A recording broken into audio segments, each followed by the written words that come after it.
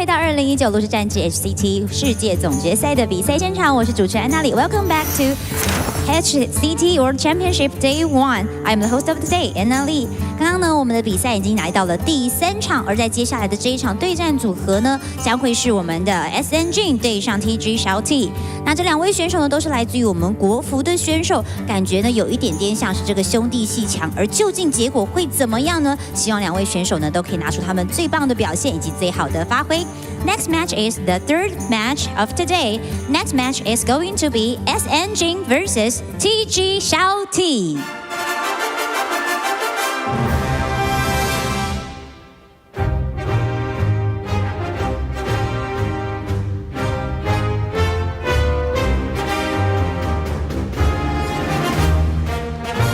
Okay, players, please shake your hands with each other. 来，2位选手，请帮我握手。好，请就坐。Please take a seat.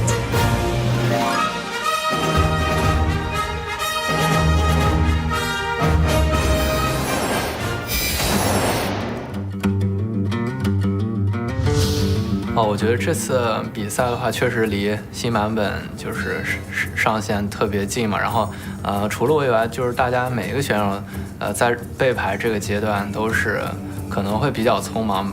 我觉得自己既然都提交的卡组，当然是非常有信心的。就是我不会去在乎一些，网络上的一些预测或者舆论。我当然相信自己的。练习象棋的那段经历，我觉得对自己最大的帮助就还是在心态上。然后，虽然炉石是一个有概率和运气的游戏，但是，我把自己主观上还是做的比较严谨的。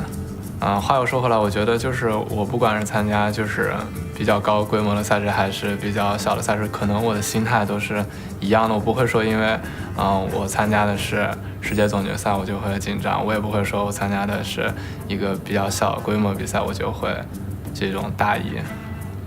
就是除了我以外，和我一起来的国服的2名选手，像小 T 和月影，也是我就是最喜欢的2名中国选手。然后因为我觉得他们对炉石的热爱是非常纯粹的，而且也非常的努力，也具备足够的天赋，所以我觉得我们3个人都有很大的机会去冲击冠军。冬季赛肯定不是我职业道路上的最高点，也不是我的终点，我一定会继续努力，然后对得起那些喜欢我的人，也对得住自己吧。我觉得更重要的是。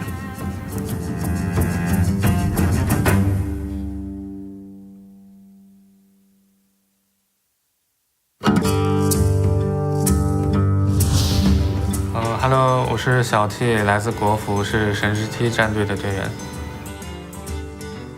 我最喜欢牌组是 Temple Rose， 因为它爆发非常高，然后非常符合我喜欢的类型。最喜欢的单卡是盗贼的怪盗恶霸，因为我觉得跟班的那个机制就很酷，然后比较喜欢2张跟班牌，一张是这个，一张是术士的。我觉得时间非常紧，然后每个人都是这样，然后就是我自己，包括很多我知道的朋友，都是每天大概花16到18个小时在准备卡组上面。我觉得 Bloody Face 会是比较有希望夺冠，因为他是我是应该说有现阶段觉得实力最强的一个选手，然后他的牌组这次带得很好。谢谢大家的支持，然后我会努力打好这次总决赛。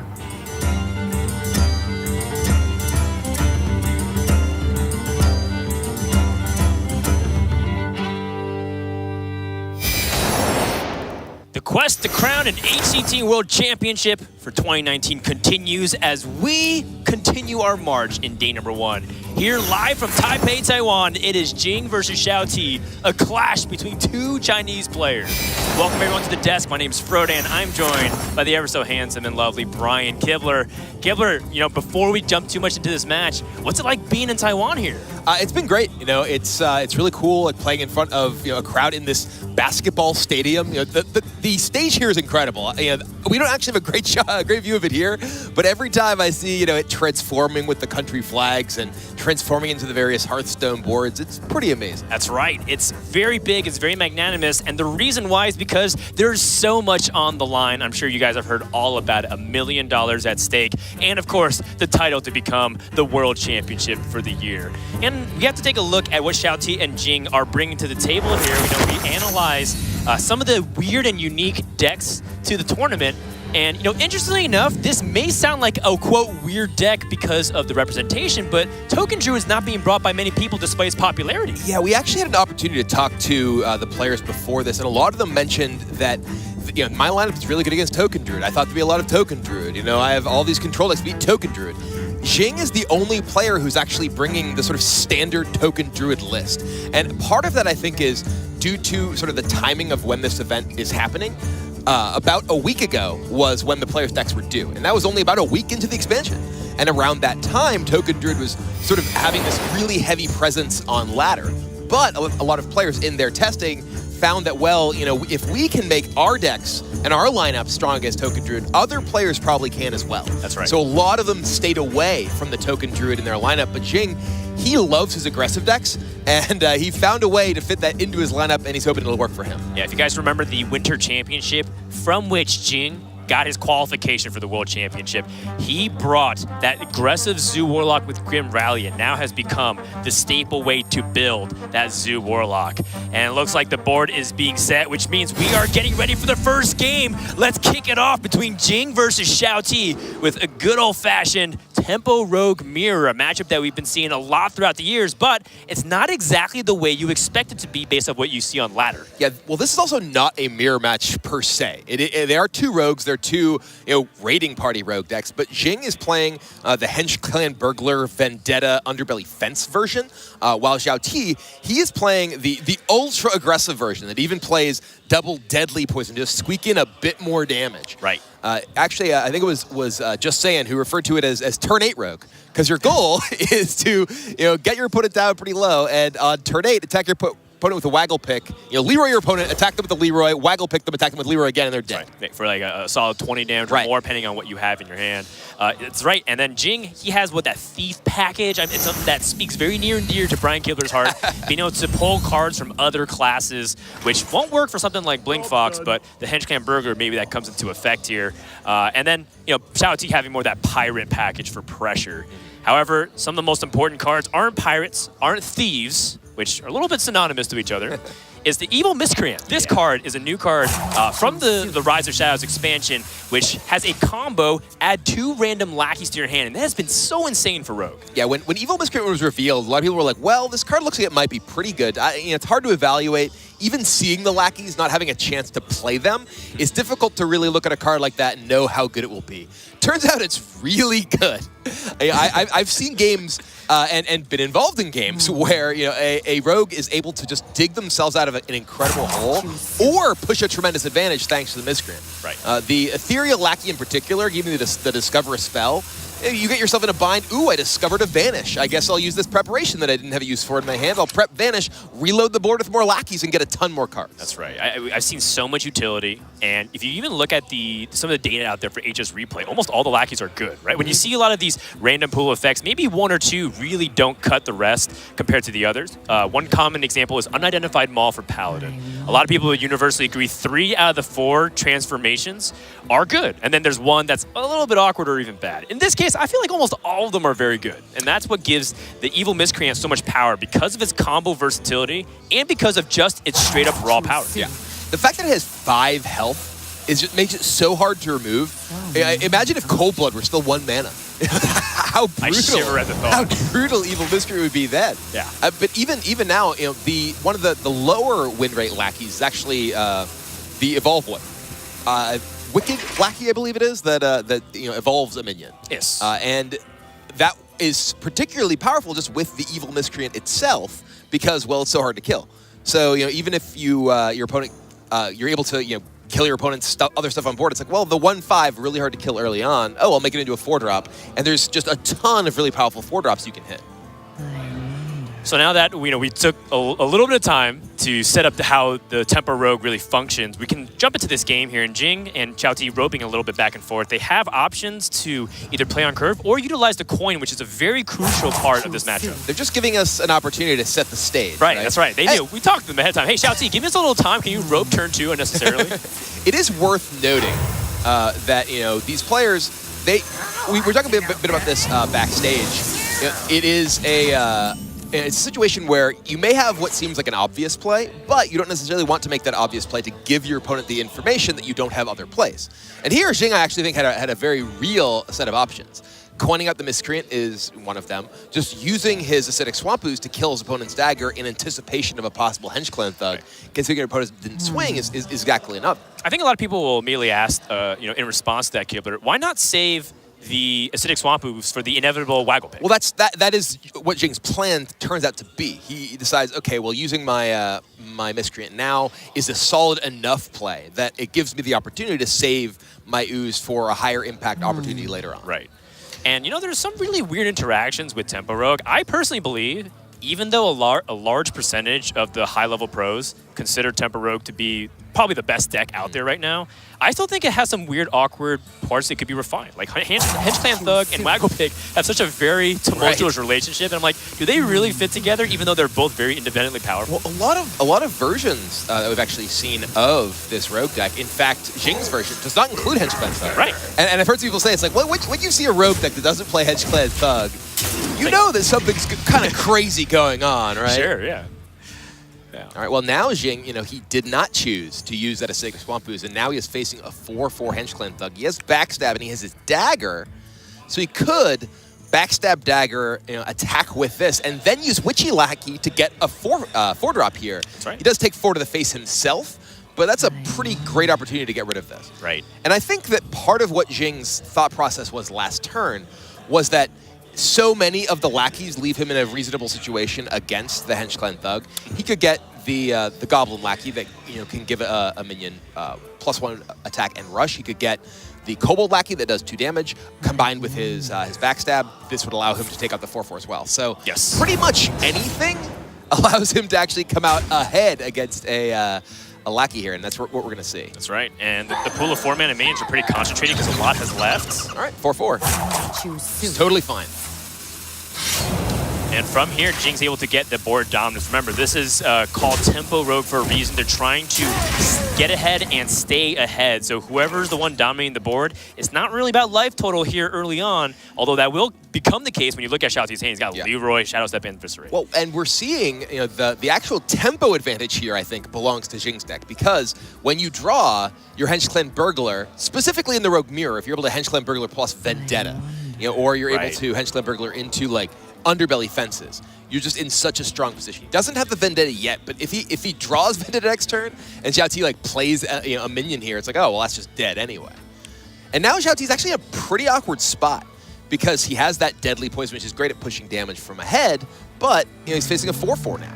He can't even combo at his own Miscreant without essentially wasting his Deadly Poison here to just get +1 on an already expended dagger.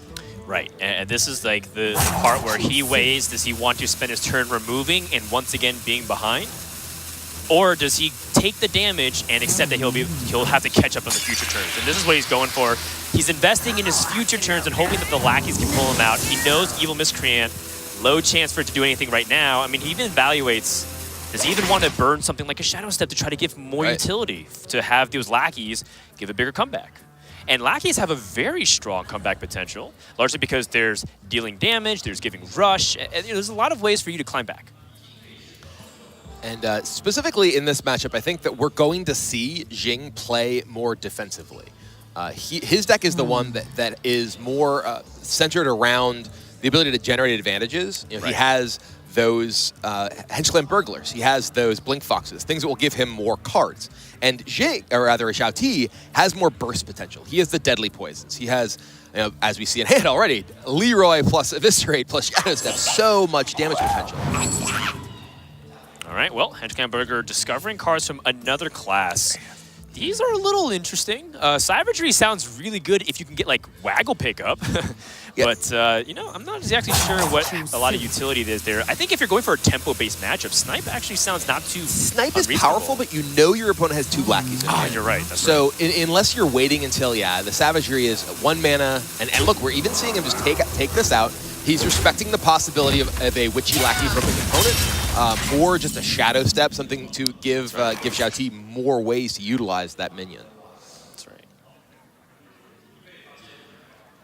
Well, so for people who are still learning Rise of Shadows, Goblin Lackey on the left here for TGXiaoT, that gives your friendly minion +1 attack and rush. Ethereal Lackey gives him the ability to discover a spell. So if we find something that's really powerful for tempo, say like another Eviscerate, TGXiaoT can climb back a little bit into this board. Let's see what he can get off this Ethereal Lackey. All right, finds Cheap Shot, Vendetta. He does not have anything so you can see with Vendetta. Cheap Shot's pretty interesting. You could, well, I mean, Cheap Shot's pretty good because you could use Cheap Shot this turn and then follow up with Eviscerate. Unidentified Contract is, I mean, Cheap Shot and Vendetta in this position are actually identical, right? Right.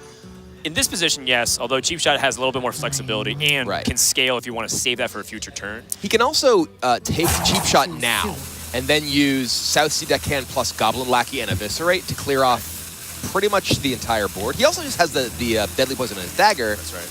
So, all right, he's going to go for the Vendetta and just use it right away. And it looks like he's using his weapon as well, It's actually just the correct play because he's running out of time. Doesn't have time for the animation for the Cheap Shot to echo back in. Oh, and there's Vendetta.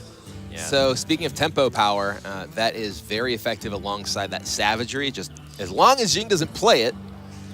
That was one of the things that I kept doing, you know, in my first days. Losing your Vendetta both. I would be like, okay, I'm going to play this, then oh no, Order Lull. Yeah. So many. And importantly, he's not going to get cards that activate the Vendetta off of those Blink Foxes. This is a Rogue Mirror match. Right. So only the cards off Henchclan Burglar actually enable the Underbelly Fence and Vendetta. So he only has the 2 copies. So he does need to hold on to that Savagery until he finds his other Burglar or decides, okay, I don't care about these. Which is fine for now because, I mean, there's a 1 mana 1/1 on the other side of the board. Not that big of a deal. Yeah, I mean, and I think from Jing here. Oh, are you kidding me? Myra's Unstable Element, the legendary spell from the Boomsday Project, which draws the rest of your deck. That is absolutely insane for Jing if he even needs it.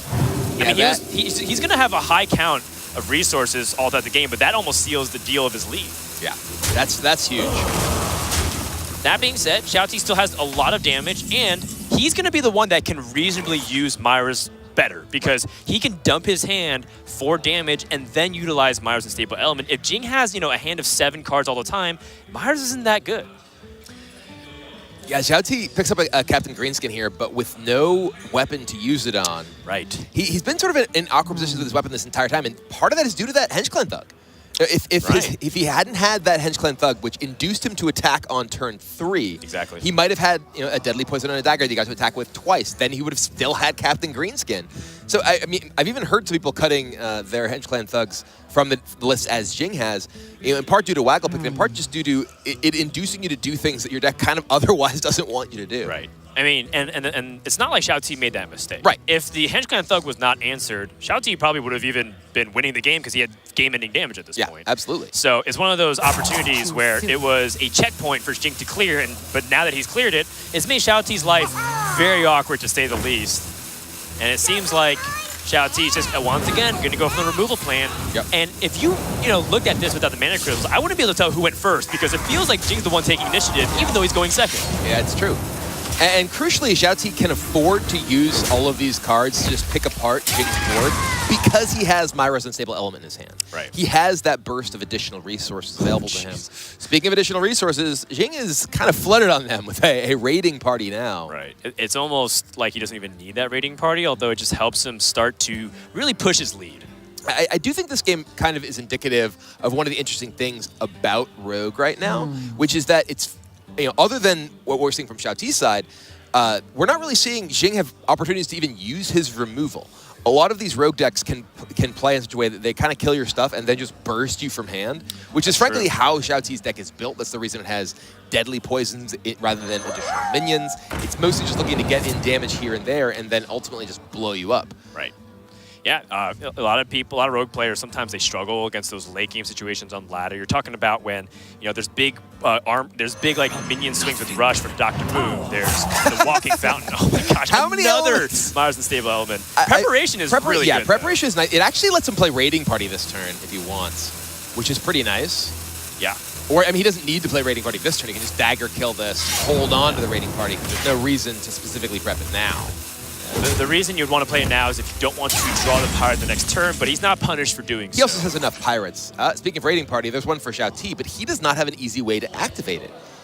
He just has all of the most expensive cards in his deck in his hand. He has Greenskin, Leroy, Myras, all of his 5-cost cards. It's just a very, very awkward draw for XiaoT. I wonder.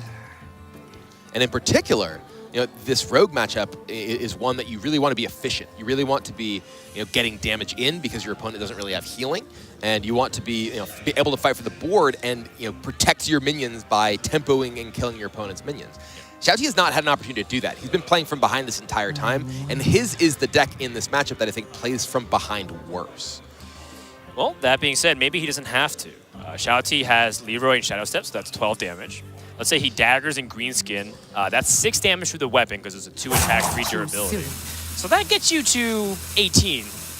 Maybe you can start making up a little bit of that difference. Maybe even Captain Greenskin 6. I think XiaoT still has in his mind that ability to burst from hand. I mean, it's not out of it. Absolutely, it's true. And that's one of the things about this deck that makes it quite powerful, is that you don't need to keep those minions on board. Jing so far has basically just attacked into a couple things. Right. XiaoT has not attacked Jing. The only damage that Jing has taken is from attacking minions, I believe. That being said, Vendetta here is going to shine very bright. Dealing 4 damage for 0 just sounds overpowered, and frankly, if you're good. able to get it off consistently, it is, but because of that limitation for the burglary. I mean, now we can see Prep Raiding Party, Waggle Pick, Free Dread Corsair. Or 2. Or 2, if he draws the other one. And News at the end, right? Yeah. He can shut down the Captain Greenskin weapon. Yeah, this is just an absolutely explosive turn from Jing here, and we're seeing the real power. A lot of people have discussed, we talked about the Miscreant, the lackeys being a big source of this deck's power, and they definitely are.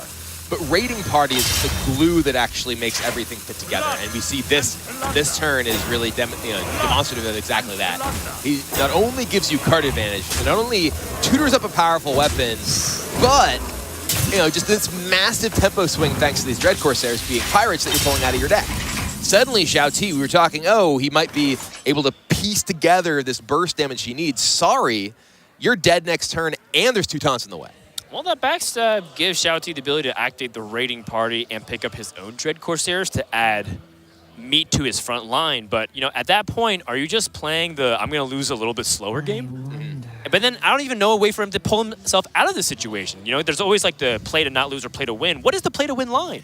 I don't see one right now. This is a position where XiaoT, he can dig, find his own Dread Corsairs like you mentioned, find Waggle Pick, kill one of the opposing Dread Corsairs, but then he's still just losing his own board to Jing's board, and then doesn't have much of a follow-up.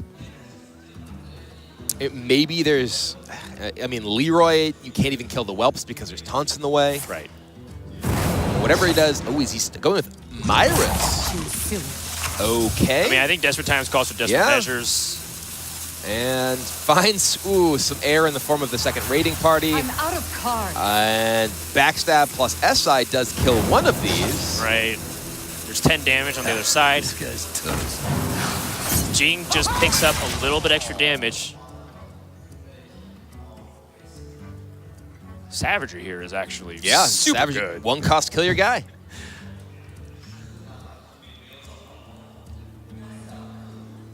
So Jing has pretty much his pick of the litter, whatever he wants to do to establish firmer board control. But the first thing that's in his mind is, what combination of cards could I potentially lose to a 9 mana if my opponent, say, has preparations and all the damage in the world? Yeah, that's really, Jing is in the position now, given that XiaoT has played the unstable element, that he just needs to not die. right? Right. And he doesn't, he could. Oh, Rain of Toads is too expensive, though. Yeah, he doesn't have preparation to go with it. Circle of Healing doesn't do anything. I mean, Rain of Toads is the card I think you take here, simply because, yeah, it's just so powerful if you do set it up. Right. I mean, he could also, if he wanted to just backstab Vanify, but he could also just trade one of these, then Master of Disguise something. Yeah, I think you want the maximum board pressure because you just want the threat to kill your opponent if they don't do anything to you next turn. The bait is, I think, if Jing wants to swing with the weapon. Yeah, it looks like he's just going to trade. Yeah, I don't know if swinging the weapon here is really needed. Yeah, there's no real reason to give up your possible taunt here, lose your weapon. You just prep raiding party. Sure, prep Miscreant. All right, he's going to prep out the Miscreant. But he can get a Ethereal. It's true, yeah. That's one of the crazy things is that there's always these little things that might happen. Faceless plus Goblin Lackey does give him the ability to clear something off, but I still don't think that's going to be enough to get him back into this. You find a 2/2 Murloc. Yeah, it seems almost pitifully, Well, I was going to say, he can Shadow Step the Miscreant, replay it. Dig although for you more. lose the preparation. Right, you lose your preparation effect. But I think you got to do it. If he did hit Ethereal Lackey into Vanish, right, he could have at least gotten rid of the board with the preparation effect. 2 Goblin Lackeys allows him to rush onto the board. And a Faceless Lackey has pretty good options for 2-mana minions. Potentially could change it. We're talking about armor gain, lifesteal. All right. Well, kind of funny in a way. Underbelly Fence making an appearance on the other side. Yeah, XiaoT is digging for something. I mean, at this point, he's actually running out of time because he can't actually clear off everything. I think there's no way to make this work. I think this is dead here for XiaoT. He's looking at lethal right on the board. That's going to do it. Game 1 goes to Jing with his Thief Tempo Rogue. Making Killer a little bit happier. I mean, you like to see that, There was right? no Test Greymane in that game. I don't know. But no, I mean, I do think that we obviously the way that game specifically played out didn't really showcase the strengths of that deck, but there was the opportunity that if Jing were a little bit less ahead, he fell behind. Vendetta into Savagery could have given him the ability to turn the corner for an incredible mana discount. That's one of the things that makes this deck really powerful. It shows you the power of Evil Miscreant. Shows you just how important that 5 life is, too, to be able to trade and transform. Also, just the value of staying ahead as that Tempo Rogue. And XiaoT, once he's in that defensive position, because I've seen too many people who play Tempo Rogue, they just feel like, oh, I'm just going to remove because I want to stay safe. But that ends up putting you further and further behind. Right. And I really think a lot of that was XiaoT's draw.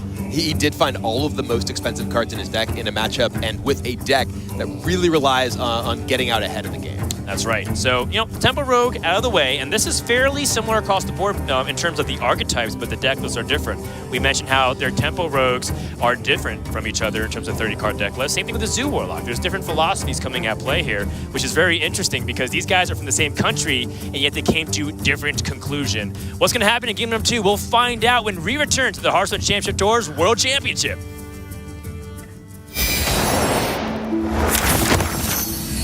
我是凌乱镜，虽然我是个新人，但是我足够努力，然后心态现在也放得比较平和，然后这次比赛我会就是把自己表现到最好，把自己的风格也会展现到极致吧，然后希望大家能够支持我。我的专业是传媒学，然后其实我学的专业和我现在现在从事这个炉石竞技，我认为是或多或少有一些联系的。就是我会把之前在学校学到一些专业知识去用到竞技炉石，所涉及到的其他一些层面吧，比如说比赛解说，或者是做主播这些类型。所以说我还是蛮热爱我的专业的，也蛮热爱炉石，对。我认为就是一对一的这种竞技比赛是能完全的印证，就是能够证明自己的实力吧。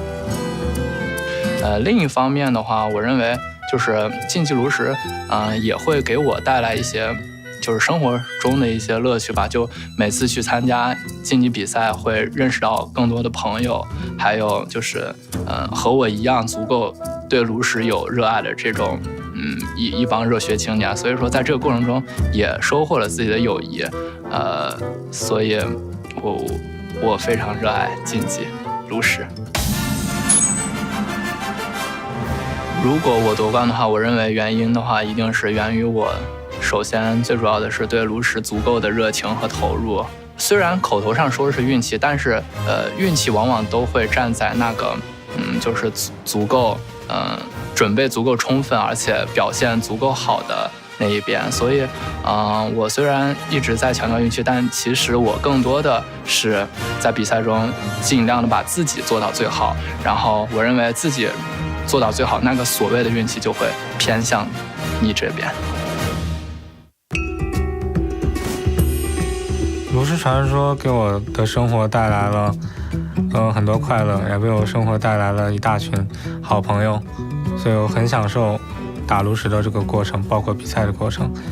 在以前上高中的时候会比较沉迷别的卡牌游戏，还有数学的学习，它很好的锻炼了我的思维能力，所以在打牌的时候我会有在逻辑上面可能会表现得更好一些。家人和我的队友们给我很多的帮助，所以这次来比赛希望能给他们一份满意的答卷。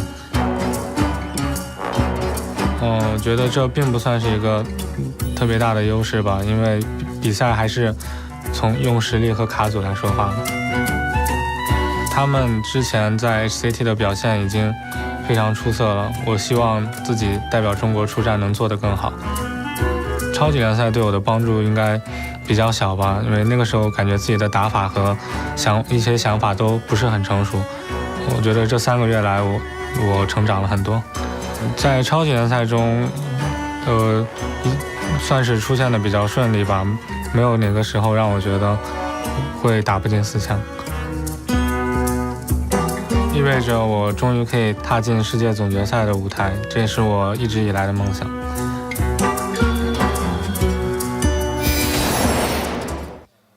Welcome back, everybody, to the Hearthstone World Championships for 2019. Jing versus XiaoT, a Chinese civil war, if you will, as Jing is currently up 1-0, taking down the Temple Rogue with his own Thief Rogue. Now we're going to game number 2. It's going to be XiaoT staying on his own Pirate Temple Rogue, going up against Zoo Warlock from Jing. Yeah, it's interesting. Jing is well known as a player who favors aggressive decks. He was the only player to bring Zoo Warlock featuring Grim Rally to the championship where he qualified. And many players said that they felt like that was the deck of the tournament. They wish they'd brought it. They feel like he kind of broke the metagame there. Now, despite the rotation, Zoo Warlock with Grim Rally is back with a vengeance. I think it's the second most played deck in this tournament. And that will be the deck that Jing is piloting in this particular match. So a deck he is very comfortable with for sure. Yeah, Death Taxes and Zoo Warlock in a new meta. And Edwin Van Cleef at the World Championship. That's right, we got it all here. Hope you guys are enjoying the match so far as we go into game number 2. Jing with pretty much some of the most powerful cards that Zoo Warlock is able to put in their arsenal these days. Evil Genius, a fantastic lackey mechanic, or card with the lackey mechanic. As you guys saw, the power of Evil Miscreant. Very much similar with Evil Genius and Scarabag and a bunch of combinations. And Magic Carpet, which we've been seeing on display already today, but I can't sing enough praises on just how good that card is. Yeah, I think Magic Carpet may have been the single most underrated card coming into the Rise of Shadows expansion in terms of how people evaluate it and just how powerful it turned out to be.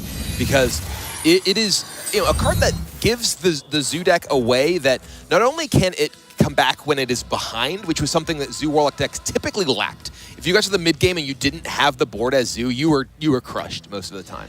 However, with Magic Carpet, you can play your Magic Carpet on a board that's empty and just play out a bunch of 1-drops and kill your opponent's stuff.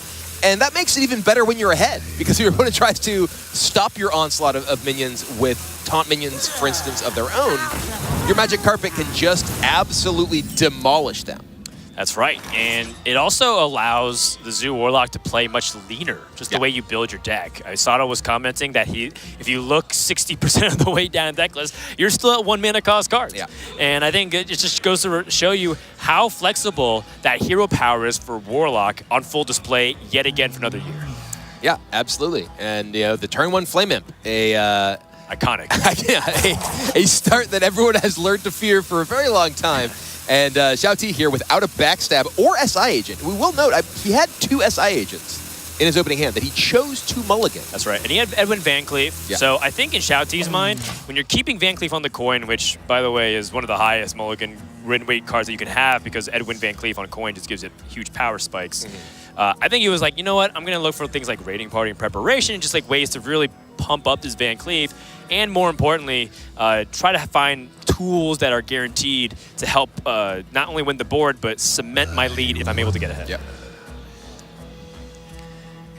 Both these players definitely taking their time, very deliberate here, recognizing the stakes of this World Championship. Yeah. And while it may look like, oh, well, you have these obvious plays. I mean, XiaoT, for instance, went to the rope. He didn't have a play. Right. What was he going to do? Coin out his dagger? No, he's setting up his future turns, as well as kind of balancing the range of possible options the opponent might think he does have. Yeah, this is something that players do fairly often in the highest level of play, is to try to reduce the amount of clues that they're giving to their opponent. In Hearthstone, there's a lot of play patterns that people tend to fall into.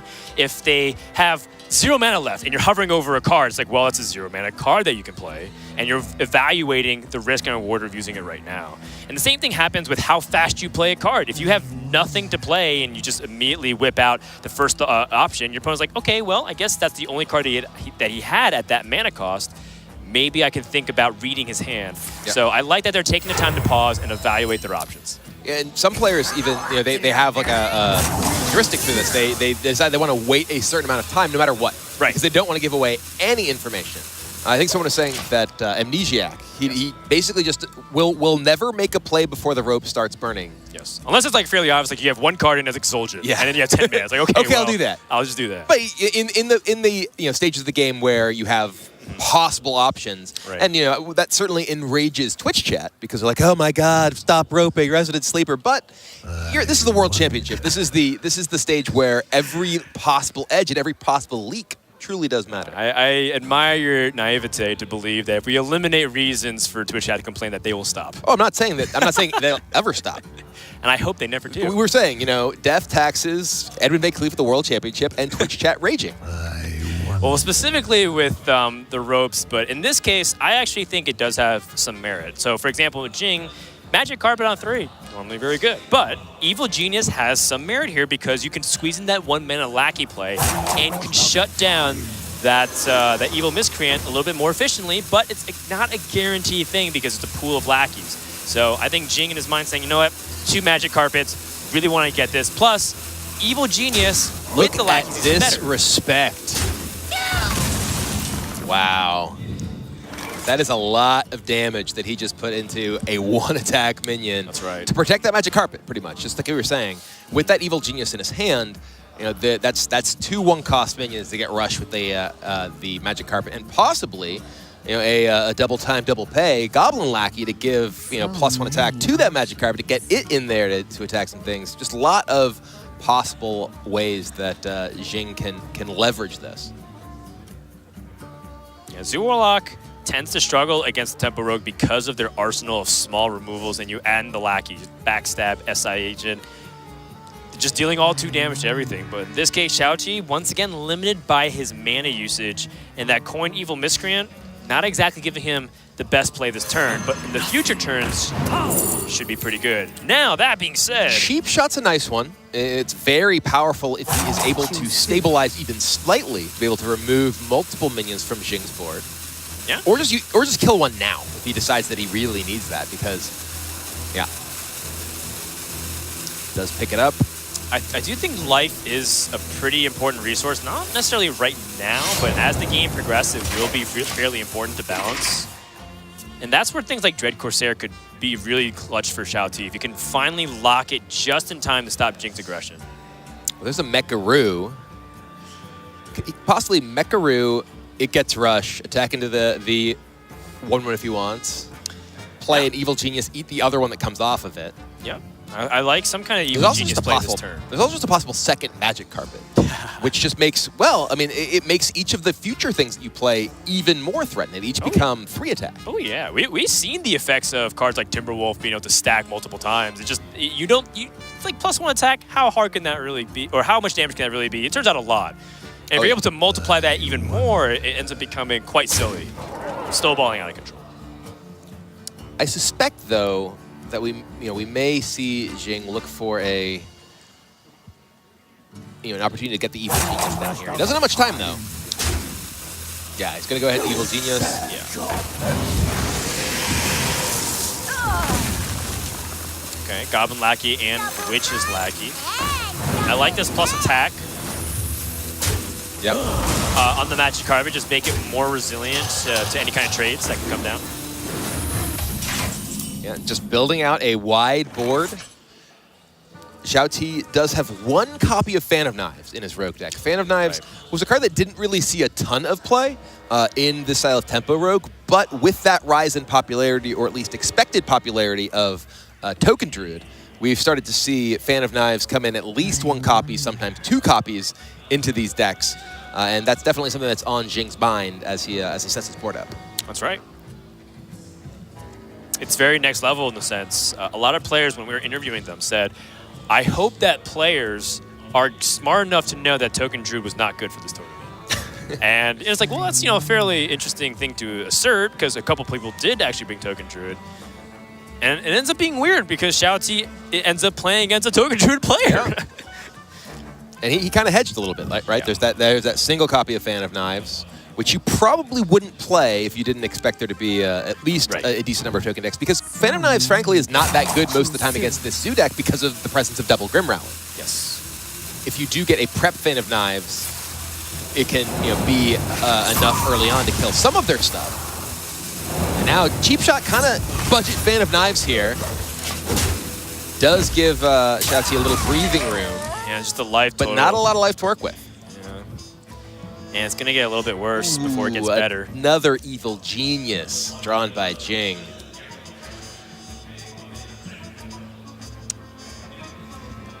Yeah, the second Genius here is not nearly as impactful. Part of what makes Evil Genius so good is the fact that you can use the lackeys immediately with the rush, but XiaoT has nothing to rush down. XiaoT's conceding the board. But still being able to go wide on the board here is pretty powerful. Your opponent has just used this Cheap Shot, which wasn't even in his deck. But did give him the ability to clear off some of your wide board here, and now the ability to sort of reload that, and having a second Magic Carpet and more 1-drops in hand does give him an insurance policy against XiaoT getting a board himself. Cobalt Lackey and Ethereal Lackey dealing damage and discovering a spell. Almost out of time. There's a lot of spells that you could get here for Warlock that'd be great. We're talking about Grim Rally, Soulfire. I'll take any direct damage. Just gonna play the second carpet. Interesting. Yeah, I think he didn't want to make himself very vulnerable to a Fan of Knives comeback. Yep. Waggle pick. With 2 carpets in play, his board is very solid against most of the removal the Rogue has, right? The Fan of Knives just mentioned. What's this going to be, like double backstab, double eviscerate to kill both of these? Because his hand is just 3 things that enable these to or rather are enabled by these. And also the fact that he had the Witchy and Lackey in hand. If XiaoT tries to use damage over multiple turns to clear off the Magic Carpets, he can just evolve them into a 4-drop. Right. I think if he went wide, a prep fan would have been pretty easy. So I like what Jing's head's at. Oh! Venomizer, but it doesn't have anything to give it rushed. Yep. He should pay better. Double time, double pay. That Venomizer, he'd be getting in there right now. Well, he has 2 SI7 agent combos available, but it's still not going to be enough. Trying to find some way for XiaoT to get out of this. Looks like he's going to Shadow Step the Faceless Lackey for another attempt here. Is he going to pump the Van Cleave to the skies? Oh, that gives him a Lackey. Yeah. All right, he's going for a big Van Cleave. The Brotherhood shall contain. 8-8. Yep. There's 5 damage on the board, though. Yep, 2 with the Cobalt Lackey. And 6, 7, 8, 9. Ethereal Lackey, I think, is how you want to start this off because Right. if you find Soulfire's yeah, lethal. Soulfire I think kills your opponent, right? There's 5, 6, 7, 8, 9. Yes. Yeah. Grim Rally's also lethal. Yep. So a lot of things you can find to just end the game right now. Jing goes digging. Grim Oh, Rally here we is go. there. So I think he may just be doing the math here, figuring out, okay, how does this add up? Yep. And he's gonna find out it does add up. Assuming the 9 count was correct, that I trusted Yum, but I think you're right. Yeah. Can't see the board right now, so I can't really count. Yeah, there's 1 2 power. Yeah. 1 2 power, another 2 power, and 1 1 power. So Yes. we're gonna see abusive. 5. Fight, maggot! Lackey to the face. And the Grim Rally will seal the deal. That should do it, and Jing is going to go to a 2-0 lead over ShouTi. This was an upset. Temple Rogue should have the 55-45 edge against Zoo Warlock. ShouTi is floundering right now, to say the least. Yeah, those magic carpets really were what allowed Jing to dominate that game.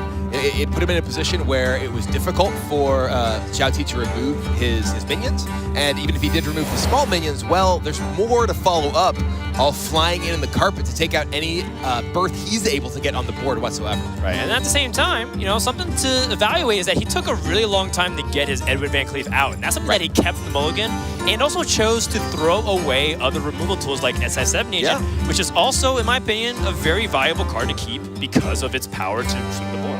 Yeah, and I feel like the mulligan decision that ShouTi made there, was very reliant on finding something else to go with that Van Cleef, right? He needed to find a backstab. He needed for Jing to, frankly, just not have quite as good a draw as he did have in order to give him time to build up to that Van Cleef. But once he got there, it was just too late. Yeah, and so now ShouTi has to defeat Token Druid 3 times in a row, and this is one of Ladder's most fierce decks, at least at the beginning of the expansion. Who is going to be the one that comes out on top? We're going to find out when we return to the Hearthstone World Championship.